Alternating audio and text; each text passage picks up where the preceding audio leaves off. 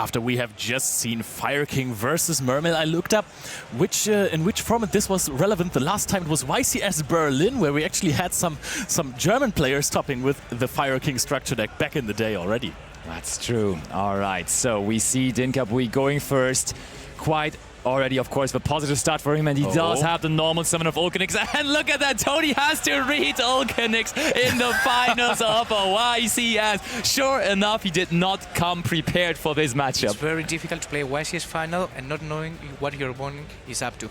Yeah, that happened a lot in Europe. I'm gonna be honest, there were so many Rika decks where the cards had to be read by the opponent, and now we have fully understood Ulcanix. Let's see if Tony has an answer to it or he lets it resolve. And this is already full combo for Dinh-Kha, which most of the time ends up being 2 monsters. Yep, exactly. His full combo is pretty minimalistic, but it is looking like we are going to get to it because not only the Runix is going to come to the field, but also the Ulcanix, and that's quite important in this scenario, is going to be changing its level. Ulcanix will become a level 8 monster and therefore is going to be able to be used for the Sanctuary of the Fire Kings, probably coming to the field later on. And now Dinh-Kha can choose between 2 routes, because he can now pop the Kirin from the deck for the Garunix and summon back Ponix and search either Sanctuary to have the rank 8 play or search for Skyburn.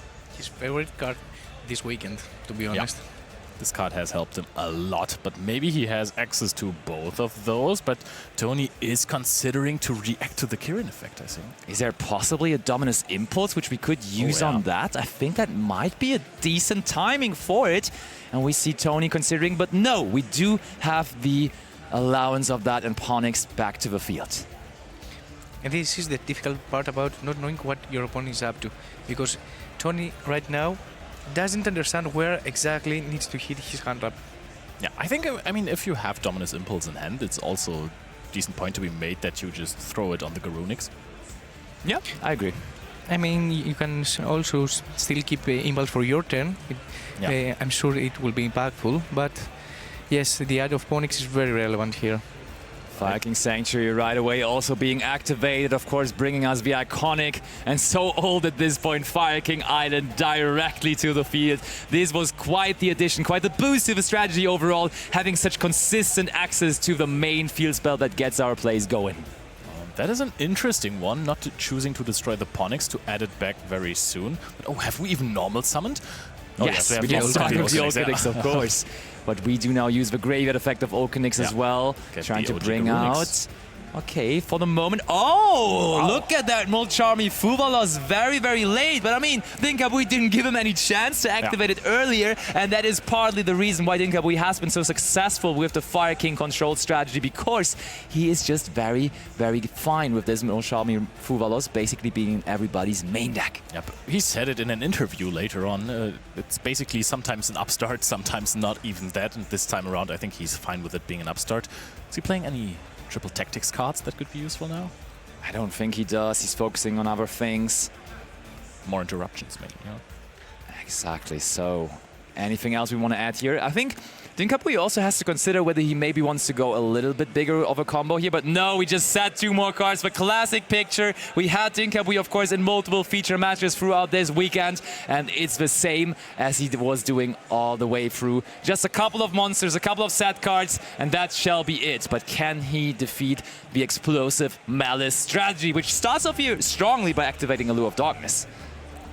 Yep, Allure is certainly going to banish the Chassis Cat. Chassis Cat always also dangerous because sometimes, I mean, this card doesn't do really anything on its own, but if you have another Malice card in hand, a monster, getting 2 draws and another special summon is huge sometimes. However, Chassis Cat does not activate on summon, so Dinh-Kha can interrupt it with Skyburner. Yeah.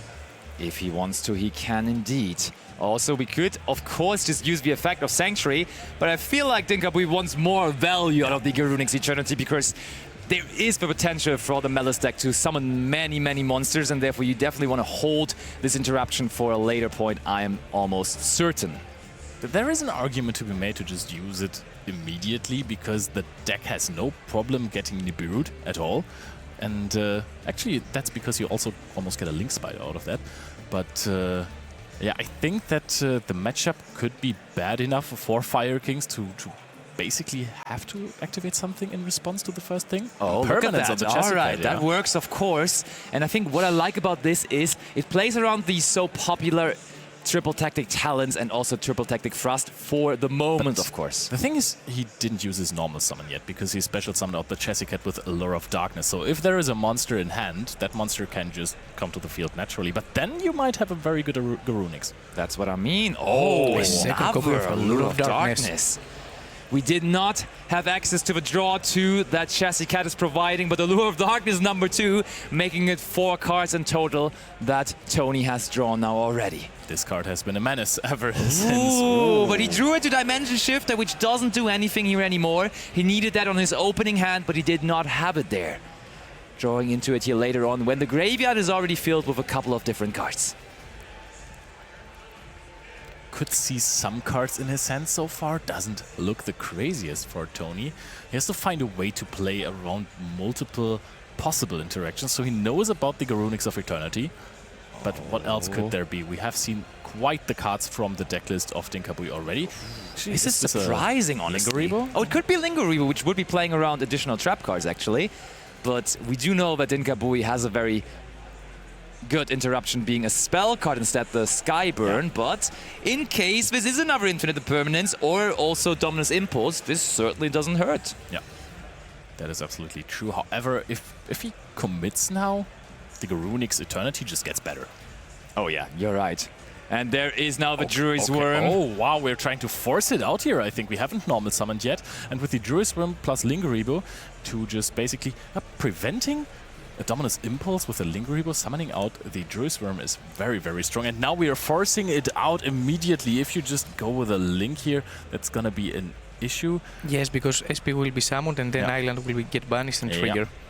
That is true. Okay, and now the question though is, Garunix Eternity wants to destroy the entire field, and when it gets sent to the graveyard, I don't think it does activate its effect to bring back monsters, right? Or does it? No, it has to be destroyed. Therefore, Druid's Worm on the Garunix Eternity could lead to Dinh-Kha being left without any fire monsters, and that of course is what the Fire King deck always needs, a fire monster on the field. Yep, and keep in mind, there is still not a normal summon from Tony. He hasn't committed anything, basically. The summons that he had so far were all based off of Chassis Cat being banished with the Allure of Darkness and, of course, later on with the Druid's Worm. That is true. So Tony made sure this Garunix would not activate when it would be targeted by the Druid's Worm, and I think the only logical conclusion here has to be to activate the graveyard effect of this Druid's Worm, targeting that Garunix Eternity, High-Yang of the Fire Kings, and there we have it. And it it's just gone. immediately gets sent to the graveyard. It's gone right away. We know one card in the hand of Dinh-Kha, which is Avatar, which at this point doesn't seem threatening at all. What I could see happening is that there is another Kirin in the hand of Dinh-Kha that he can then use to destroy the Avatar and then trigger the Garunix in the graveyard. Oh, he sets a card! But that could still mean nothing because sometimes the Malice player wants to set a trap card before normal summoning one of his Dormouses or White Rabbits, and there indeed is the White Rabbit. That is a huge normal summon here. He got so much out of that Chassis Cat. He got a Lingeribo, got the Druid's Worm on the field, got a special summon from drawing 2 cards. Chassis Cat has been working over hours here, and now White Rabbit is there with a very much cleaned up field. Yeah. And I have to say, other decks have been playing so many Bystials, and they couldn't really use them at all against Dinh-Kha because there were never any light or dark monsters in the graveyard. Now with the Malice deck though, the good thing is that they actually support your plays, but they actually get your engine rolling, and therefore it is much better to be used. And Tony shows us that here in style. Also, there is the thing that Malice is incredibly strong in Game 1, where there are no Lancea or Meowls or Chaos Hunters in the main deck, actually relevant here. Oh, yep. So this is the deck that Malice really, really needs to win. And Dinh-Kha has had a decent start. He has more cards that we don't know of. So Tony is in a good position now, but right, White Rabbit. And I think Beastel was activated probably. Oh, yeah. Oh, All right, yes, did and see there's that the one. Ball Drake, and White Rabbit wants to come back now as well.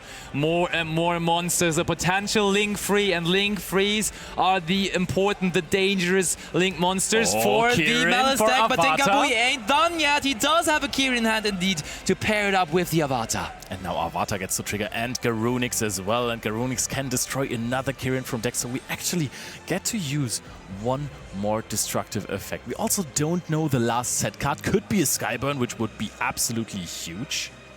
It would indeed be. And if you can say one thing about Dinh-Kha Bui, he always is waiting for the perfect moment. And he, again, held that here for so long, now trying to prevent once more the Link Free from being summoned. And I think we even get back the Avatar here possibly, Yeah, right? exactly. The Kirin is not only a pop, it's also getting back this negate. All of a sudden, Dinh-Kha Bui is just back on the field here with one more set card that we don't know of. Yeah, for a moment it was 3-0 in the favor of Tony in terms of monsters on the field, but now I think those circumstances are going to change in a moment. However, at this moment, what will you destroy with Kirin? I mean, of course, White Rabbit is a target, but then GWC can be chained to it.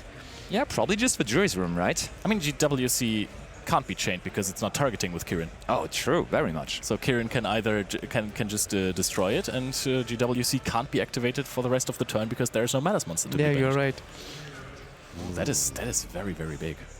But if we do go down that route, we could go into Splash Mage potentially, and Splash Mage could bring back again There's one of Ball those. Drake. It's a dragon. It's not a Cybers. You're right, you're right, you're right. Okay, so I think there are some routes here to be considered for Dinh-Kha Bui, and he is destroying the Ball Drake. So Tony allowed it, and Dinh-Kha made the decision to get rid of the only dragon monster on his opponent's side of the field.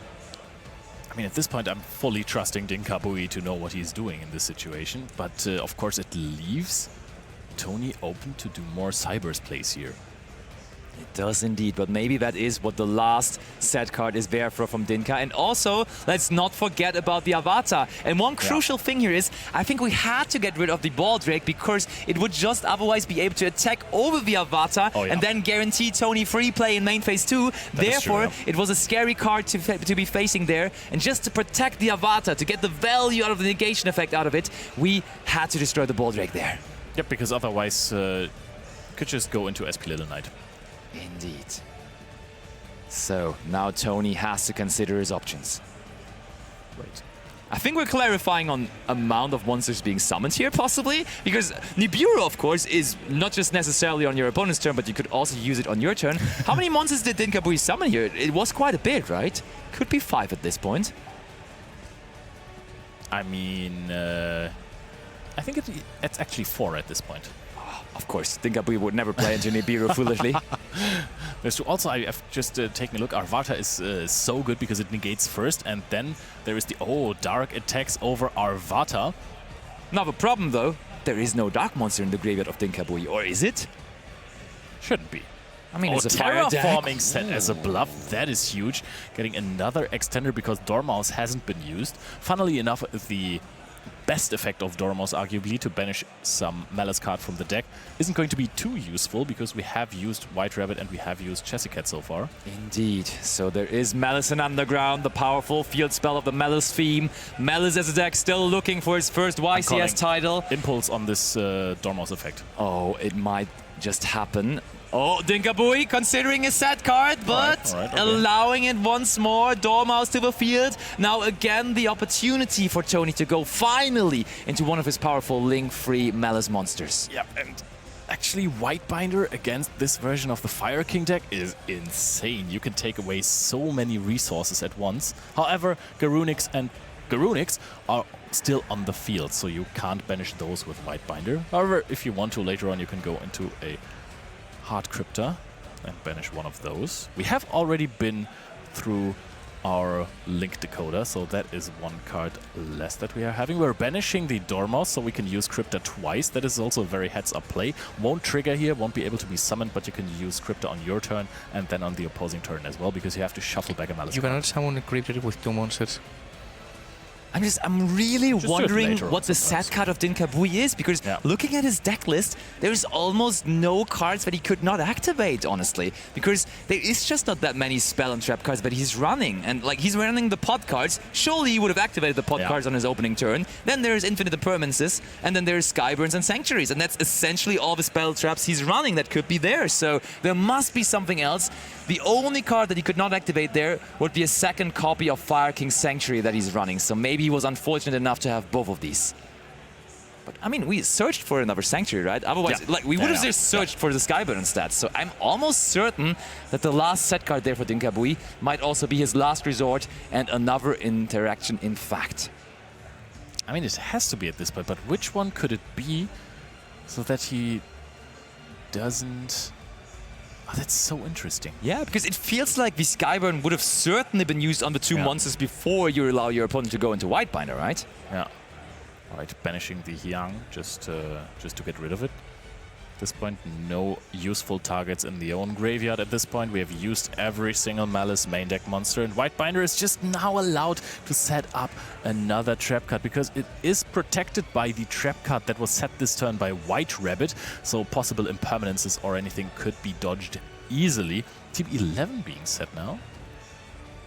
Just going through the different trap cards here, and we immediately go for TB11, banishing the Whitebinder, and of course all the Malice cards, including the Link monsters, do like it when they get banished because that gives them the chance to activate their effects and return to the field with absolute quickness.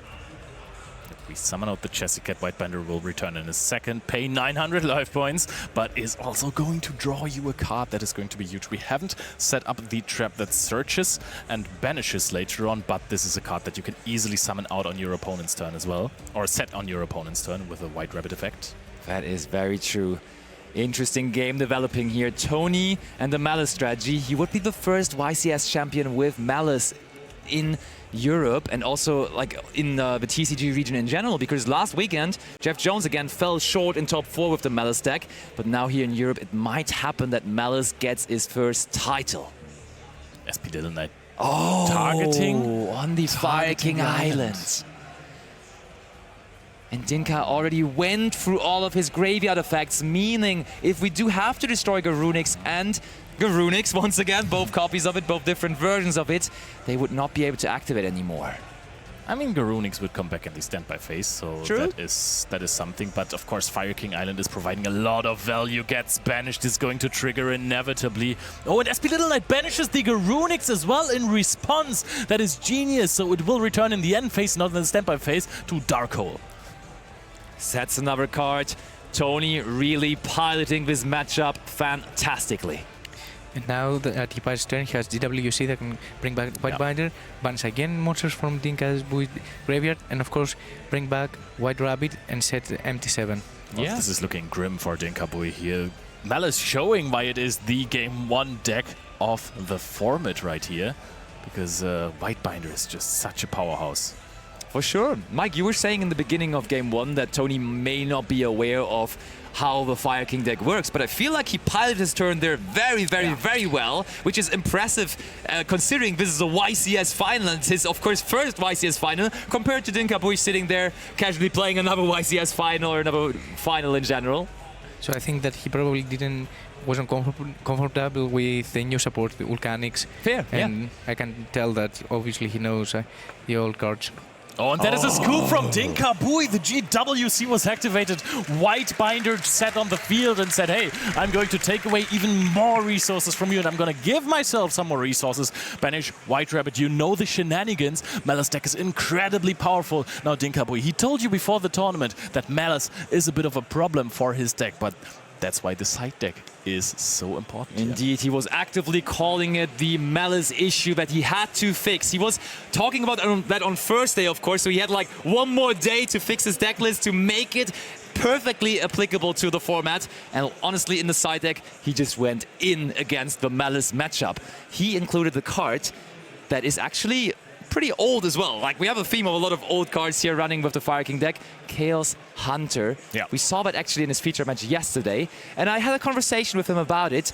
He decided to bring in Chaos Hunter just because it's actually essentially the same amount of outs that they can have. Because we were wondering, Chaos Hunter is playing into Triple Tactic Talons, Triple Tactic Frost, which is honestly the same amount, though, than Ash Blossom and Joy Spring and Called by the Grave, which they would have for the Meowls on the other hand. And therefore, it's kind of a same situation, but Chaos Hunter is just able to stick to the field and kind of gives you the guaranteed win, and that's what this control deck needs, kind of. The only issue is that some Malice players has chose to place Nightmare Servers on their side deck just for this scenario. So I want to see if Tony is prepared for that, but of course, Malice winning the first game is very important. It really, really, really is. You need those Lancea answers in your deck, at least in Game 3. Of course, this deck is very, very slow. So we have some time as the Malice player in Game 2 as well. Any Lancea just might not actually give you the win on the Dinh-Kha side. But again, Dinh-Kha is no stranger to finals. This is, in fact, his 4th YCS final. His 4th. Which one was it? I think it was Utrecht twice. Yes. And Milan before. Indeed. Yeah.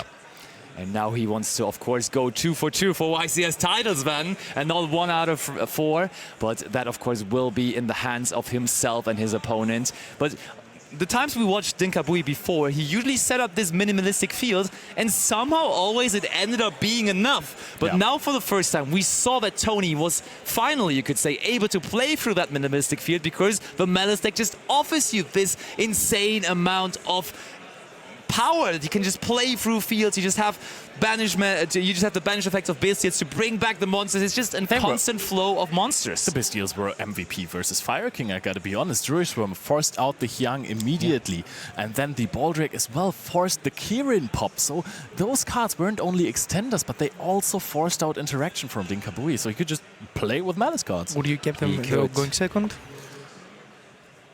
I think going second, they're much better than going first. Yeah, not on this matchup though, to be honest. I think you need to keep in Druidworm for sure. And Magnamut is kind of... On the other hand, Magnamut in the end phase is never going to happen, because there's never going to be light and dark monsters in the graveyard. Therefore, you may even keep in the Druidworm over the Magnamut, to be honest. I can kind of see that. But of course, we're going to have the answers very shortly as players are ready. Game number 2 of YCS Birmingham Finals starting now.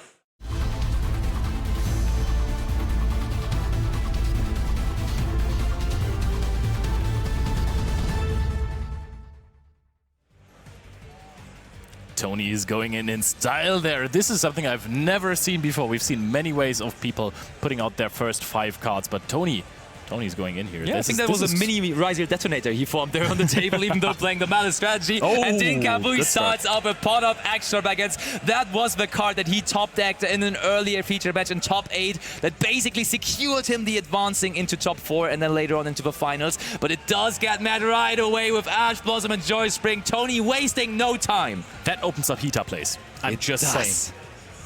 You just never want to play Junip, though. Here. Oh, Panic's already in the hand, though. So Dinh-Kha does already have access to his engine. Do you think that Nib is still in the deck? Oh, good point, very good point. I mean, how many cards are you going to side out, though? So it's an open discussion, I think, at this point. Fire King Island being activated here. Ponix is being destroyed. We're going to search for possibly a Garunix, yes. I mean, to be fair, Nib probably almost never really is in a Malice deck that is also running the Dominus Impulse, right? Very good point, yeah. You probably can just disregard that card completely, having the idea that they are on Dominus Impulse. I mean, there is the strategy that you side in Nibiru since your opponent doesn't expect them because you run Impulse, and you can cut your opponent off guard. Yeah, that's fair. I like that. I can see that, yeah. And if you have draw both of them, you just keep Impulse after the Nibiru. Yeah, and look at Tony. He looks comfortable right now, right? Yeah. Being up a game on the previous YCS champion here on his first YCS top, so why not? He is living the life and seeing Dinh-Kha again, just summoning 2 level 8 monsters to the field as he does for a living here this event. Garunix and Garunix. Garunix bros are on the field. Very much. Oh, wow. Are we going into Hita? Are we going into Hita? We're going full combo. This is full combo for Dinh-Kha. He goes, hey, I'm in the YCS finals. If I can do more than necessary, then why don't I? So I think that setting up an extra... Oh, wow. He can actually use the Ulcanix there as well, of course. Promethean Princess is now set up as well. This is just so strong. I like this. This is even better than the usual setup. Now Dinh-Kha not being scared of Nibiru anymore and just committing here. He knows he's down a game. He has to make things happen. He just saw how powerful the meta strategy is, how explosive it is. So we need as much as we get. And I mean, the field looks small, but I'm sure we can back it up with, for example, the Kirin in the hand. Yeah, I mean, the field is extremely small. This is the tiniest full combo I have seen in years. And it's very important that Arvada.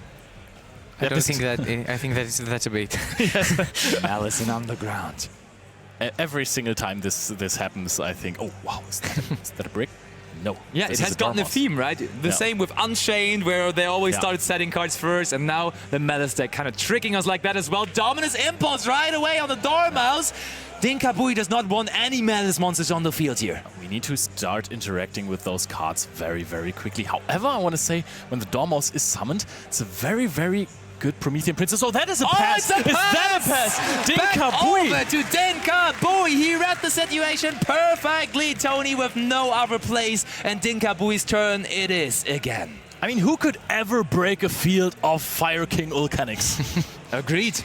I would have not an answer to that. Oh, wow, now he has Arvada normal summon as well, which is apparently a crazy good play. Destroys the Kirin. We're going to get rid of the set card in just some seconds. Let's see if it was actually a bluff or if it was one of the Malice traps. Tony considering his cards in hand. Does he have a way to stop this? Does he even have a way to interact with this? There aren't that many ways to interact with it, to be fair. So we have to see. Tony thinking about it. If he wants to chain the set card, he better does it now, because otherwise Dinh-Kha is getting rid of it shortly. This is absolutely intense. Ash Blossom has been used on Pot of Extravagance, but Dinh-Kha could use it to extend his combo to just pass on Ulcanix, which is enough with the Dominus Impulse. And this is very interesting. Of course, we are also seeing that Fire King Island destroyed the Kirin, so actually, apparently in this deck, if you add Arvada with Fire King Island, you are signalizing that you have Kirin in hand. Oh, Dominus Impulse is used on the last chain link there. Which is Garunix. Yeah. So we are going to see the Kirin pop summon something back. It does, sure enough, look like that. Oh wait, Dinh-Kha thinking about a response here possibly. Or maybe it is Tony that is thinking about adding another chain link here. But no, we do get to resolve things, and now the set card is gone, and it was indeed an... Oh, it was a Malice trap. Yeah, it was TB11, true. And I mean, that's already big monsters on the field here. We are definitely pressuring the life points of Tony, who decimated them himself already by paying 300 for the activation of Dormouse. I wouldn't be surprised if Dinh-Kha can pull this off here. We do go for the Ponix. A Ponix for a Ponix, an eye for an eye here in this duel. Dinh-Kha now going to add the Skyburn, of course. With a burning passion, he is summoning fire monsters. Heater and the second Heater. We did not banish any Heaters. We can just use the second one as well. And there is the Promethean Princess now. The Princess, of course, he's playing multiple copies for the Pot of Extravagance. This is so much damage. Dinh-Kha is trying to go for game immediately. This field has snowballed so quickly. This is absolutely game. And he picks up his cards. Dinh-Kha forces a game number 3 in this finals of the YCS Birmingham. Fire King, don't give up easy, and he's piloting with masterclass here. Who needs Lancea? Who needs Chaos Hunter? You can just have Ulcanix. And Cheetah. Cheetah. Whose Ash Blossom was this really? I think this is a double agent Ash Blossom that was actually rooting for Dinh-Kha because he's playing the fire deck. Indeed, it was changing sides very quickly and consistently, both turns even. Both Hitas that Dinh-Kha is running remained in the extra deck, even though he resolved the Pot of Extravagance 4-6 cards, but he was lucky enough, or gifted enough, and I mean, he has a relationship to his Fire King deck now at this point, right, by piloting it so well through his entire tournament, so no wonder it's helping him here in the finals, securing him those cards remaining in the extra deck. And I mean, now that Game 3, that Malice are going first, are very dangerous for Dinh-Kha. However, as we said before, we have Lancia and Chaos Hunter, that both of them are extremely well from stopping Malice to combo. Yeah, and he needs to draw those. That's just another thing. So sometimes, in order to be a champion, you have to be also lucky. So I'm sure if it's his day, he will draw them. And I mean, at this point, we have been discussing backstage, there's kind of a plot armor here, right? So I have no idea. We discussed the matchup versus Mermail before. It felt like, on paper, the deck should always lose against Mermail. It looked tough. What is stopping Mermail from winning against Fire King? It's the Dinh-Kha aura. Yeah, especially Indeed. now with the remaining releases of Suda with the Poseidra. Like, usually I would say, okay, a couple of the Mermaid cards they will always have to destroy stuff, but now with Poseidra they could even bounce the cards back to the hand. So I felt like the Mermaid deck had a super, super good matchup, but not against Dinh-Kha, of course. Yep. Also, props to the sportsmanship from Niels. Oh, yeah. Great guy. Very, A very well-deserved cool. top 4 as well from our Mermaid player of the previous feature match. But again, this is the finals. I've also watched the top 4 matchup of Tony versus Marvin Kamara, which was also really close. It was a 2-1 victory. And it looked like Marvin Kamara was winning the game 3. Okay. So he had to put Tony in a bad situation there. But Tony then found a Bestial versus the Pure Ryziel deck to banish the Chessy Cat from graveyard and then completely snowball off of that. So that was also very, very close. Skillful matchup from both sides. Very much. But now only one more game to be played. We have YCS Birmingham here 2025. We've had so many matches. We had so many games throughout the entirety of the weekend, but only one more. And that one game will decide who's going to be our YCS champion. Is it going to be Tony? Is it going to be Dinh-Kha? We will now, sure enough, find out. Over to the table. Game 3 coming your way.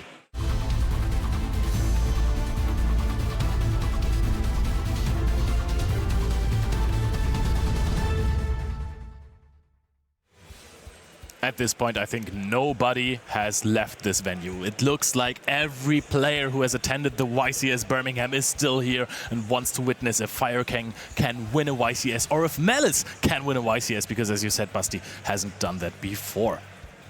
And there we have them, ready and roll. 15 minutes left on the clock should secure us a good and entertaining game number 3. Dinh-Kha, no Artifact Lancea in the standby phase, which is already, of course, not the greatest start, but we know that he does have the Chaos Hunter option as well, possibly coming into his hand here. He hopes for it, that's for sure. Going to see Allure. Are we chaining Lancea to that? Nope. Oh, Dimension Shifter activated here from Tony, and it is crazy indeed.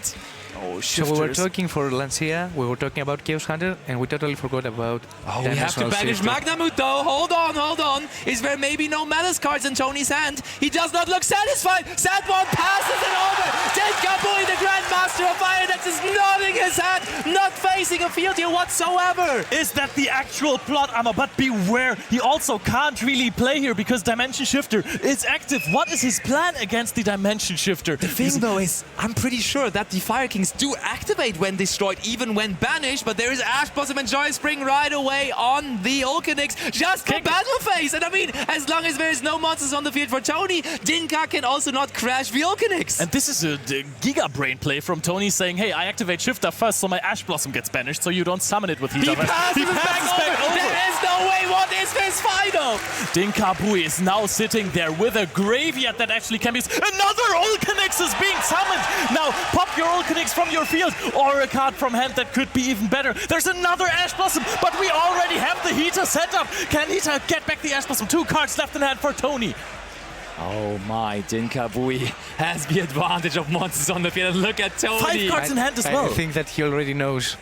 Look at Tony. That was not how he expected this game 3 to go. Heater once again trying. Oh, look, Tony is reading, just double checking. Yes, you can use 2 monsters with the same name, of course, as long as you do include a fire monster. And you will be able to go after that Ash Blossom and Joy Spring. The first one not going to the graveyard. This one, though, after the Shifter is gone, now in the graveyard. Everyone cut your Ash Blossoms from your main decks. This is not worth it. Dinh-Kha is going to come around and summon it with Heater. And we are back in the Fire era. Yeah, and we have to read this card over and over again. Dinh-Kha is just on a rampage this tournament. What is going to happen now? Is Tony going to answer this? He's thinking about an impulse, maybe? Possibly, yeah. It could be Impulse. The thing is, Ulcanix was already activated this turn, so even if you go into the Promethean Princess, Dominus Impulse is the answer to the Heater, the Fire Charmer Ablaze. Even better than an Impermanence. Oh, just the battle phase. Another More kick. battle damage, shipping in here. Life points of Tony diminishing.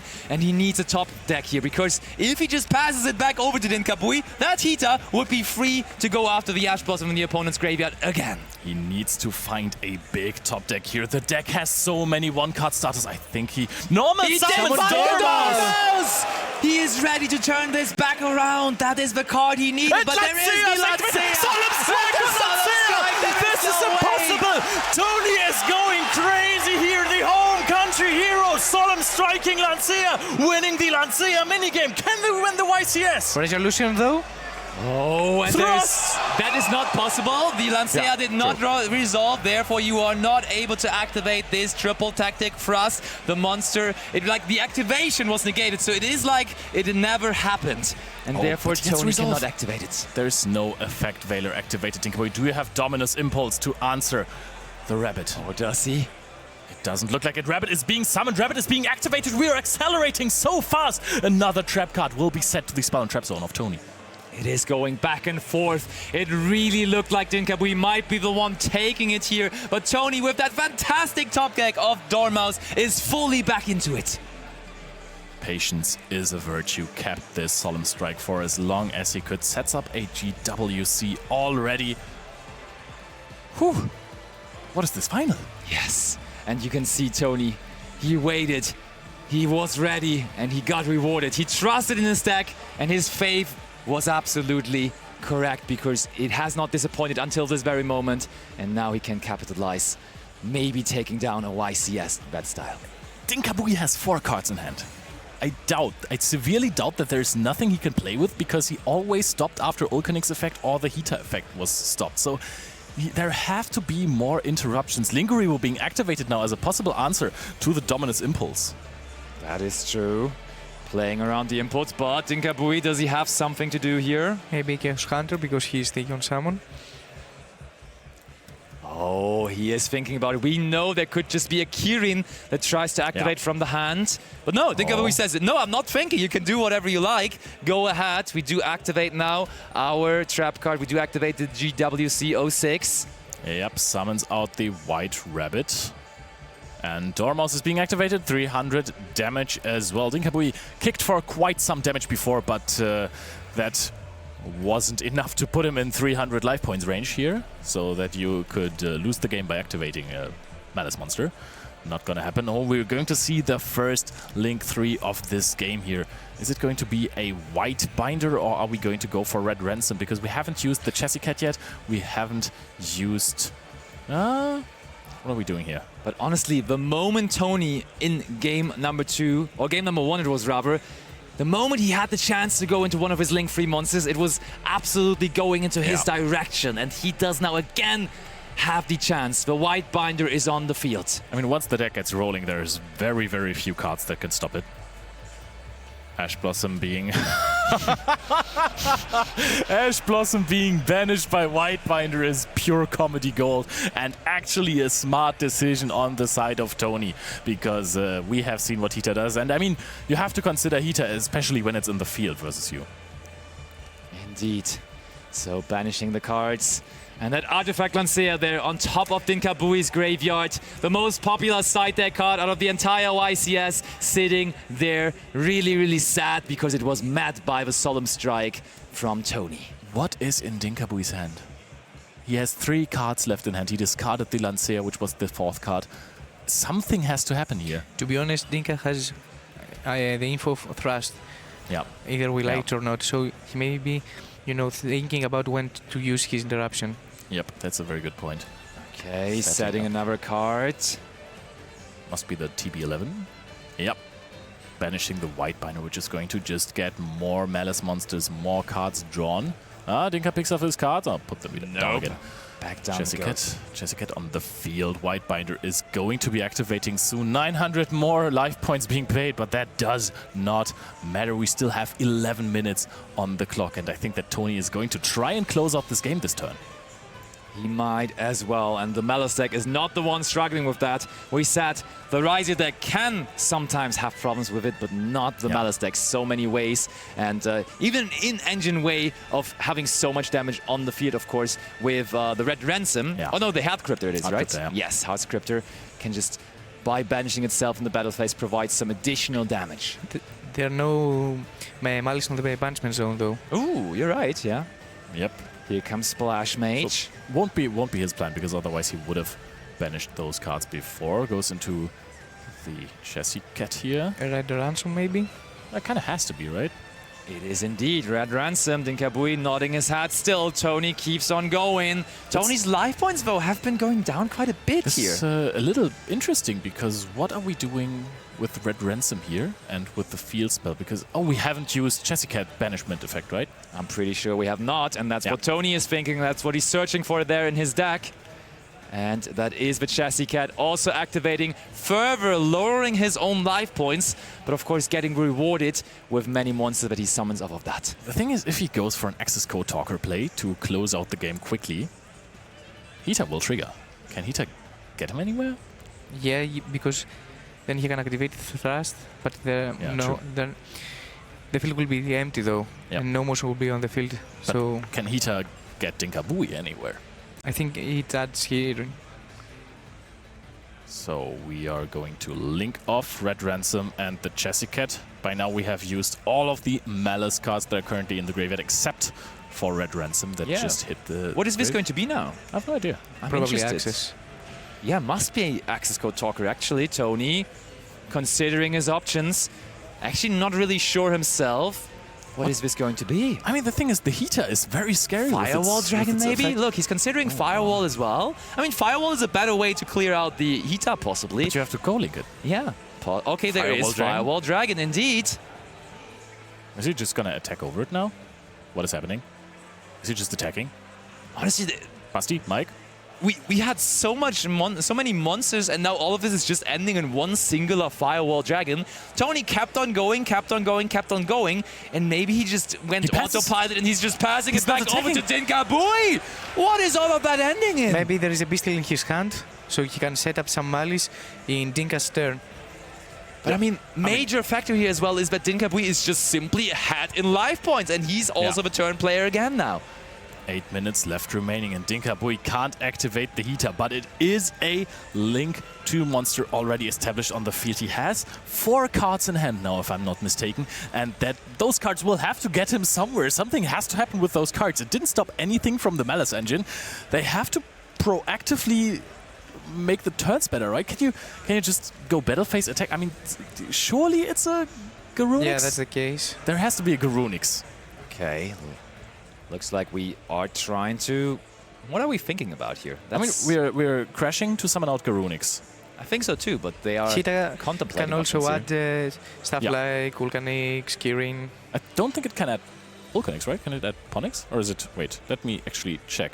I think it's 1000 defense, 1-5 defense or lower, because you couldn't add Ash Blossom. It is, but Ponix is super small, so Ponix definitely works. Ponix has 200 defense. What about Kirin? Is Kirin not 200 Oh, defense? but there is a Bestial. We do have Druid's Worm, and I think that is the reason why we left the Hita on the field, to have the ability to use our Bestials as quick effects. So Bestial Druid's Worm is going to banish the White Binder, but Dinh-Kha, does he have a response? Maybe a Chaos Hunter as well? Impulse It is Explosion. Chaos Hunter indeed! He has the answer, and he's discarding his Garunix. Wait a second, because, oh, there's another Chaos Hunter here. It can't be bounced as well. Garunix is in the graveyard. Doesn't matter if it's in the hand or not. We're going to co-link the Firewall Dragon, the iconic boss monster, but does it help him? Double Chaos Hunter. We may have not resolved our Artifact Lancea, but we have a double better version of Artifact Lancea now with Chaos Hunter on the field, having the continuous effect that your opponent cannot banish cards. This is absolutely crazy right now. So what does that mean? Firewall Dragon can bounce the Hita Fire Charmer Ablaze to the hand right now. Won't do it though. Now Garunix is going to be able to trigger in the graveyard. Hita is going to be able to trigger and give him Kirin or a Ponix, or maybe Avatar even. We are going to attack. We take some damage, but still massively ahead in life points here, of course. Note, please, Tony again paid more life points, down to 2,050. Definitely not that much more here. And we only have 6.5 minutes remaining. Is Dinh-Kha really lining up here for another YCS victory? Tony allows him now to activate the effect of Hita here. I mean, you are playing Malice in a YCS final game 3 and you're facing 2 Chaos Hunter. I cannot imagine how Tony's feeling right now. Yep, and that is, he revealed the triple tactics thrust way too early when he couldn't activate it. Given that information, Dinh-Kha just didn't activate the Chaos Hunters when he didn't have to. So now, on his turn, proactively he can summon them out. Yes. Very interesting. It also didn't chain them to the Druid Worm. I mean, Chaos Hunter only works on the summon of the monster, right? Really? Isn't Right, that how Chaos Hunter indeed. works? I think On so, the yeah. special summon of the monster. Exactly. So Tony, you can clearly tell by his facial expression that he is not expecting those Chaos Hunters, and definitely not in a YCS final, but Dinh-Kha knows his matchups, and he brought this card specifically for this matchup, of course. So revealing Thrust, it was very important, played a huge role before. Yeah. Garunix coming in hot here is going to not coming in hot here. We're still waiting for this. So Garunix, what could possibly happen now? Garunix can special summon itself out in the damage step already. We have taken some damage. Firewall Dragon can still bounce once it is calling to once. It can only do that once per duel, if I remember correctly. It's been a while with this card. Garunix would summon itself out, can pop Kirin. There is nothing in the graveyard that profits from a Kirin. I don't think it is one per duel. Rather than actually, once. one thing that we are considering right now, one thing that is getting debated here right now, I think, is whether you can even activate 2 Chaos Hunters on the same chain. And I'm honestly not entirely Apparently, sure, yes. but it seems like we do have the confirmation now. Judges, of course, very good to make sure in the YCS final that everything is going right. And it is going right. You have 2 Chaos Hunters on the field for Dinh-Kha. Kirin summons out the Arvata, or the Arvata summoned itself out. And I think that's game actually. Is it game? Oh, Yeah, it's so Tony much is damage already. 2,000 life points. Druid Worm is still like there. it. There's the Yes, handshake. again. Dinh-Kha runs over the last monsters with Garunix, with Arvata, and with 2 Chaos Hunters to stop the Malice deck. Dinh-Kha is a 2-time YCS champion and our champion here of YCS Birmingham And please 2025 tell me what with this- Fire Kings! Well, Pure Fire look at Kings! this. Look at this. They're People are going celebrating, his crazy. friends are running over, and that's beautiful to see. They all know what a brilliant player he is, and he deserves this title so much. So tell me, a friend of yours comes and tells you one day before the event that he's going to play Fire King. How do you react? I laughed at him, honestly. I did play against him on first day, and both of us, we looked at his end field, which he created, which was 2 Garunix, and we both started laughing for a minute straight, and now he's a YCS champion. And look at him now. This is the trophy that he's going to get. He's a 2 times YCS champion. He is indeed. What a Dinh-Kha masterclass. is absolutely out of his mind. He's one of the best duelists in the world, has 2 YCS titles now out of 4 finals that he has reached, and he always plays those completely crazy out-of-the-box decks. Speaking of boxes, you can just buy 3 Fire King structures and you basically have the deck. I was in a group chat earlier and someone said, hey, does anyone have the deck list of Dinh-Kha? And someone just replied with the back of a Fire King structure deck. Pretty funny indeed. And you may as well say, actually, he got the gift before the finals already, because European Championship now is going to be in his hometown as well. So he's a YCS champion. He does not even have to travel to the next European Championship. We may as well give him a title for that one already as well, right? Actually, yes, and the next to a QCR reveal card is going to be Garunix or Ponix or something. This is absolutely insane. Nobody would have seen this coming. It makes still no sense to me at all. But after seeing the deck, no, I don't get it. Yeah, it's beautiful to see that still in 2025 you can just go into a tournament, play a strategy that was on nobody's radar. Because sometimes we have, of course, those decks that are going to be there a couple of times. But honestly, what do you think? How many Fire King decks in total were in this tournament? 2,500 players. I would say at max it was 5?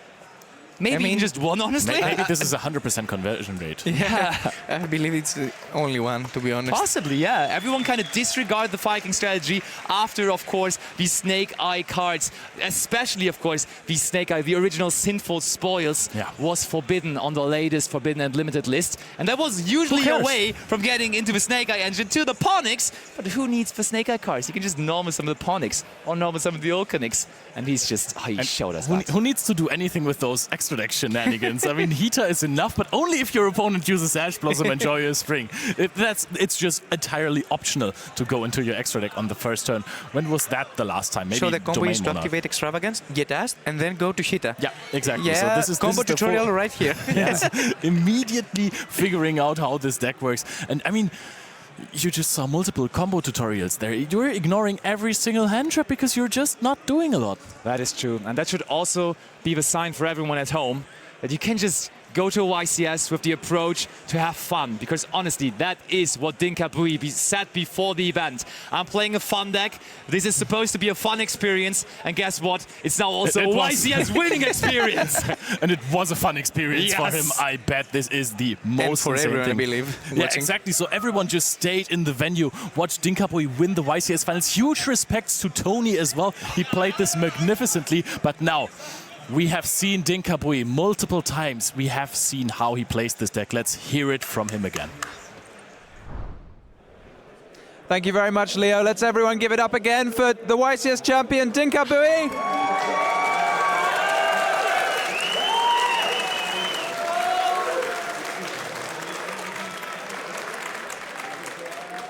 Massive congratulations to you, Dinh-Kha. So you won. How did you feel when you knew you were going to play a Malice in the final?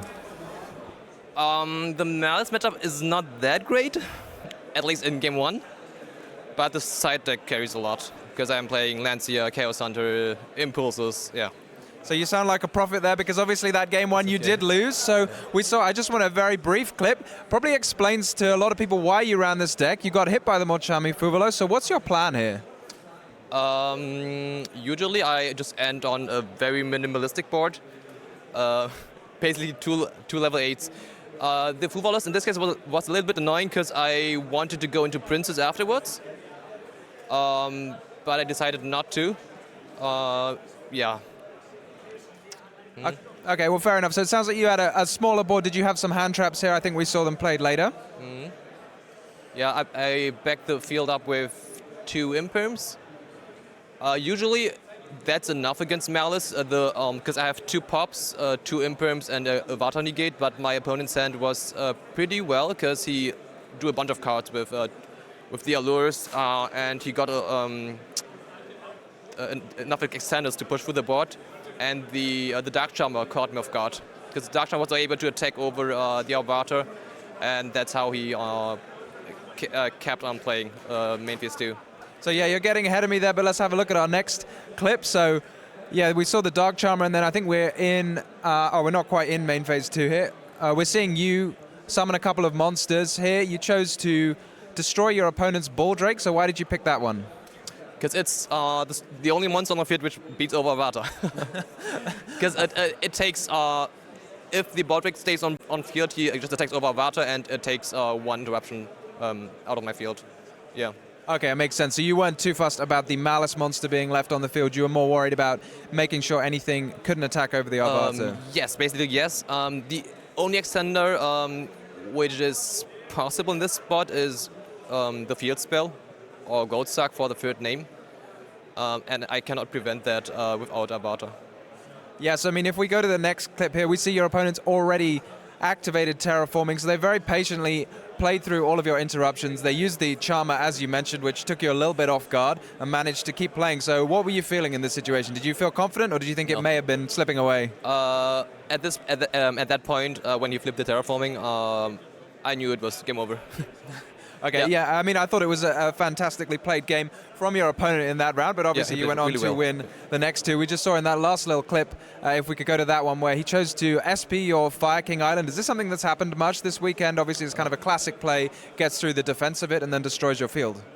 It happens sometimes, but usually I have more interruptions, so I can prevent the SP. but in this hand it was not possible. I did not get to the Skyburn, for example, which makes the matchup a lot easier if I go first. So that concludes the first game, but in the second game, let's have a look. So you mentioned using the Princess. In this game, you managed to use the Princess, bring back Olkanix, pop it. That seems like a very nice synergy. Is that something you've been doing a lot? Yes. That's the standard optimal endboard, to be honest. Olkanix pass. And is it easier to do, or do you normally have to use your opponent's monster, or is it you maybe have a Ponix or something? You need a very engine-heavy hand to go this route, or your opponent ashes one of your plays. This was ideal for me. So you like it when your opponent plays Ash Blossom? Sometimes, depending on my hand, of course. Okay, and then in the next little clip here, we just see your opponent. They tried to play. You had the Dominus Impulse, I think it was, for their one play, and then they just passed back to you. So did you know that point you had the game in your hands? Because I have game through basically every hand trap in the game, because I have Elvata. Yeah. So yeah, Fire King, we see, like, even though it doesn't do a huge amount of special summons, it can do a lot of damage very, very fast. And then let's go into the third game. That was absolutely crazy. We saw a lot of passing back and forth. So the beginning of the third game, what are you thinking? What do you want to see in your opening hand? Lancia or Chaos Hunter. I opened 2 Chaos Hunters and a play. So my hand was good, but he had Thrust anyways. So in that spot I just needed to hope he had no play, and he had no play. I got lucky at that point. Yeah. So yeah, we saw. Is this Dimension Shifter that was dropped here? I assume that's a bit of a problem for you. Yes, it is. It's of course annoying, but with this play I wanted to get access to Ponix, which searches the Skyburn, to have like a pop 2 on my opponent's turn, or even pop 3 with Garuni's in hand. Yeah. Okay. So in our next clip, we saw this strike being hit on the Lancia here. Was that quite... That was strong, yes. He top-decked the Dormouse and had the strike for Lancia. Yeah. Yeah, I assume when he was reading that heater for a long time, did you think maybe it was a strike? It was definitely a strike or a solemn judgment. And so, given your opponent showed you the thrust, did you choose deliberately then to keep those Chaos Hunters in hand for such a long time? Yes. I mean, he played really well around Chaos Hunter by not going into Lizardos, so there was no actual good spot for me to Chaos Hunter, especially after I saw his Thrust in hand. So, between Chaos Hunter and Lancia, which one is your favorite? Have they both been doing a bit of work, or do you have a preference? Lancia is the safe choice, but Chaos Hunter is just game if it sticks. So I'm going with Chaos Hunter. Well, especially considering our next clip, the moment you won, dropping 2 Chaos Hunters and then crashing your heater, which seems to be your signature play, crashing your Fire King monster. Crashing monsters is the way. So yeah, how did you feel here attacking for game? What's it like winning a YCS again? Incredible. What can I say? Well, thank you so much, Dinh-Kha. You're a fantastic champion. We'll be over for your prize ceremony in just a moment, but for now, we'll head back over to our casters. Thank you so much. We're all so happy with such a deserving YCS champion, our first YCS champion of the year 2025, and the 2-time YCS champion now with Dinh-Kha Bui. And we all have not expected it at the beginning of the weekend. He's a menace. I mean, I have been expecting that Dinh-Kha Bui might win a YCS, but I just didn't expect him to do it with Fire King. This feels like he's not taking this seriously anymore. But I think that you called it, right? That Dinh-Kha will be on the final. I mean, I am, of course, definitely aware of how capable Dinh-Kha Bui is, how good he is at the game. He is consistently showing it. And honestly, you gotta say, he's doing it in a very special way always. There's plenty of amazing players out here in Europe, but there is only one Dinh-Kha Bui that builds stacks like no one else does. For that, I think this is going to be us from the caster side. Thank you so much for listening to our analysis and our commentary throughout the weekend. But now there's only one more thing to do. We have to hand over the trophy, of course, to our new YCS champion. Back over to the stage we go. Attention duelists, I give you your YCS Birmingham champion. It's Dinh-Kha Bui!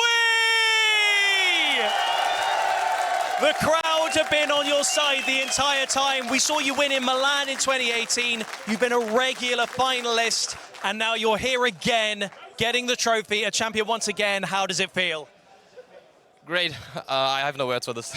I mean, you also brought a deck that people didn't expect. You played through the meta. Does it feel good to not only just get that trophy, but to dominate a new format? Yeah. Yeah, for sure. Well, congratulations. We have for you your trophy and also your prize card of another Versalaria. And that is very exciting for you to have. It's not your only trophy, but it is something to have. There we go, everyone. Your new YCS champion! That is going to be it from us, but congratulations again to Dinh-Kha for being the brand new YCS Birmingham champion. This has been absolutely brilliant, and we will obviously be seeing you guys at the European Champion 25th to 27th of July in Berlin. So make sure all of you guys are there or tune in for that. But give it up one more time for your new champion!